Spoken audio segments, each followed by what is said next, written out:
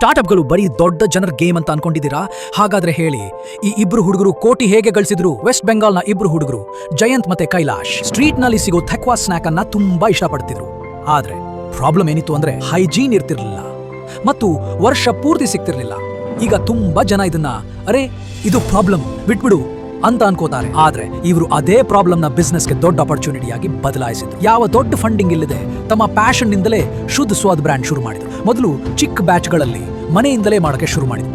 ನಂತರ Instagram reels ಹಾಕಿ ಅವ್ರು ಹೇಗೆ ಕಿಚನ್ ನಲ್ಲಿ ಕ್ಲೀನ್ಲಿನೆಸ್ ಕಾಪಾಡ್ಕೊಂಡು ಟ್ಯಾಕ್ವಾ ಮಾಡ್ತಾರೆ ಅಂತ ತೋರಿಸಿದ್ರು. ಆರ್ಡರ್ಸ್ ಗಳನ್ನ DM ಗಳ ಮೂಲಕ ತಗೋತಾ ಇದ್ರು. ಪ್ಯಾಕೇಜಿಂಗ್ ಅನ್ನ ಅಷ್ಟು ಕ್ರಿಯೇಟಿವ್ ಆಗಿ ಇಟ್ಟಿದ್ರು, ಜನ ಫೋಟೋಸ್ ತೆಗೆದು ಟ್ಯಾಗ್ ಮಾಡಕ್ ಶುರು ಮಾಡಿದ್ರು. ಮೆಲ್ಲನೆ ವಾಟ್ಸ್ಆಪ್ ಗ್ರೂಪ್ಸ್ ಮತ್ತು ಲೋಕಲ್ ಸ್ಕೂಲ್ ಕಾಲೇಜ್ಗಳಲ್ಲೂ ಸೇಲ್ ಮಾಡಕ್ ಶುರು ಮಾಡಿದ್ರು. ನಂತರ ಒಂದು ಪಬ್ಲಿಕ್ ಚಾಲೆಂಜ್ 10 ದಿನಗಳಲ್ಲಿ ₹1,00,000 ಸೇಲ್ಸ್. ಇಂಟ್ರೆಸ್ಟಿಂಗ್ ವಿಷಯ ಅಂದ್ರೆ 7 ದಿನಗಳಲ್ಲೇ ಟಾರ್ಗೆಟ್ ಪೂರೈಸಿದ್ರು. ಇನ್ಸ್ಟಾಗ್ರಾಮ್ ಮತ್ತು ವರ್ಡ್ ಆಫ್ ಮೌತ್ ನಿಂದ ಕಸ್ಟಮರ್ ಬೇಸ್ ಅಷ್ಟು ದೊಡ್ಡ ಆಯಿತು. ಅವ್ರು ತಮ್ಮದೇ ಆದ ವೆಬ್ಸೈಟ್ ಶುದ್ಧಸ್ವಾದ್.ಶಾಪ್ ಲಾಂಚ್ ಮಾಡಿದ್ರು.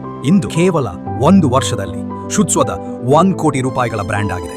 ಆದ್ರೆ ನಿಜವಾದ ಮ್ಯಾಜಿಕ್ ಏನಂದ್ರೆ ಅವರು ಸೇಲ್ ಮಾಡೋ ಮೆಥಡ್ ಅನ್ನ ಅಷ್ಟು ಸಿಂಪಲ್ ಮತ್ತು ಟ್ರಾನ್ಸ್ಪರೆಂಟ್ ಆಗಿ ಇಟ್ರು ಜನ ಅವ್ರ ಮಾರ್ಕೆಟಿಂಗ್ ಅನ್ನ ತಾವೇ ಮಾಡಕ್ಕೆ ಶುರು ಮಾಡಿದ್ರು. ಈಗ ಯೋಚಿಸಿ, ಇಬ್ರು ಟೀನೇಜರ್ಸ್ ಹೀಗೆ ಮಾಡಬಹುದಾದ್ರೆ ನಿಮ್ ನೆಪಾಯ. ಬಹುಶಃ ಸತ್ಯ ಏನಂದ್ರೆ ನಿಮಗೆ ಐಡಿಯಾಗಳ ಕೊರತೆ ಇಲ್ಲ, ಬರೀ ಆಕ್ಷನ್ ಕೊರತೆ ಇದೆ.